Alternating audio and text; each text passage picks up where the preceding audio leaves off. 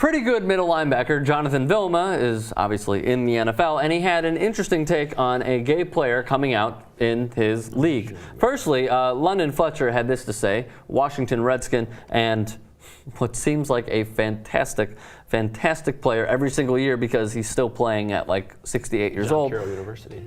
Where did he go? John Carroll University in Cleveland, Ohio. Did he really? Mm-hmm. Small school. That's awesome. Yeah. There's such a stigma with gay and homosexuals within male sports. It would be very difficult for that first person, to come out. And then Jonathan Vilma, right afterwards, says this: I think that he, as in the gay player coming out, would not be accepted as much as we think he would be accepted. I don't want people to just naturally assume like, oh, we're all homophobic.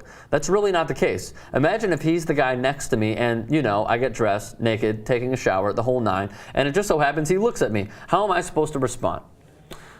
What the fuck?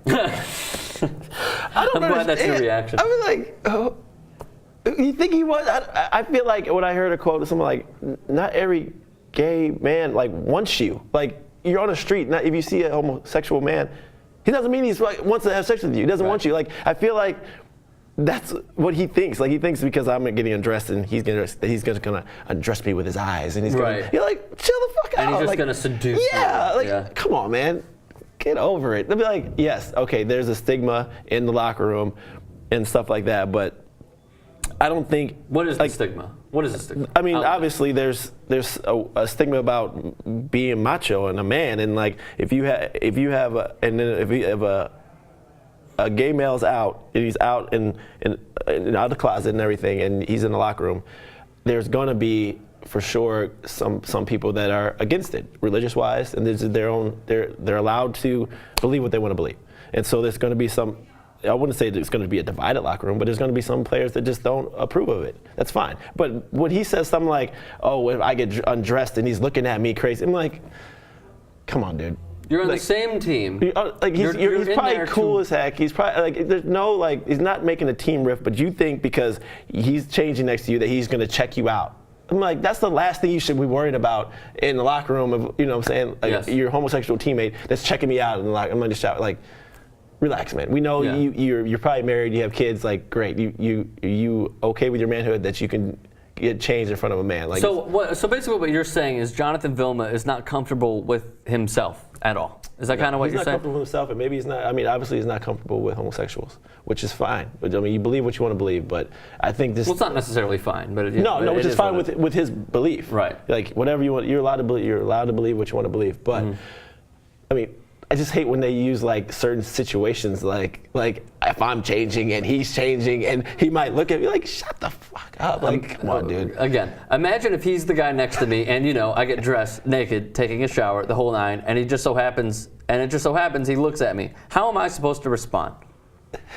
There are many ways to respond.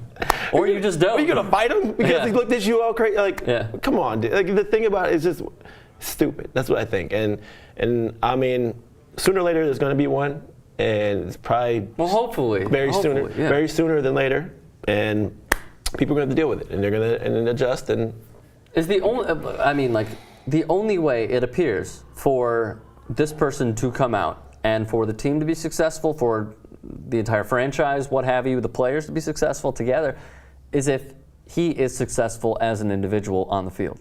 It seems like that is the only way. Like Michael Vick was given a second chance because he was doing fairly well. I truly believe that if he was not doing well, they would have ripped him a new asshole over and over and over again. Whether it was the media or it was unnamed sources who actually come out of the same locker room and are his fellow teammates and whatnot.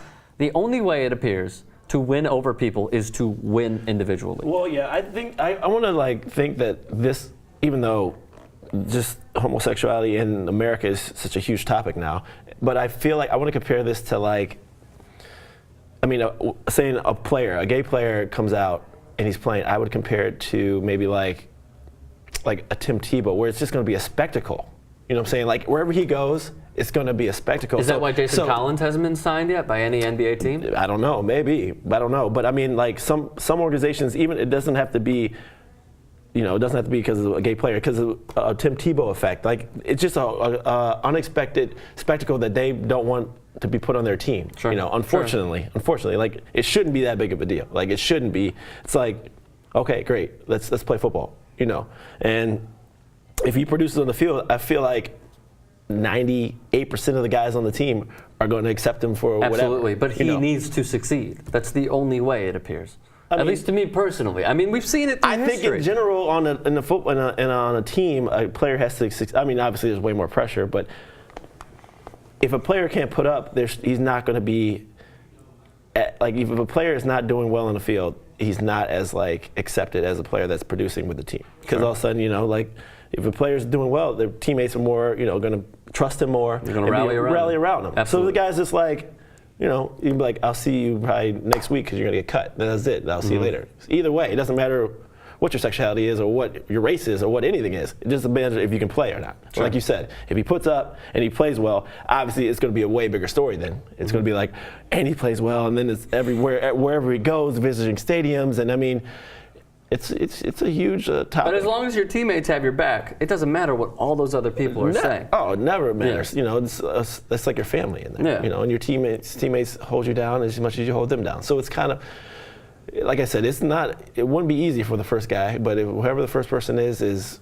more power to him and prideful, and I feel like whoever it is going to be a very dominant player.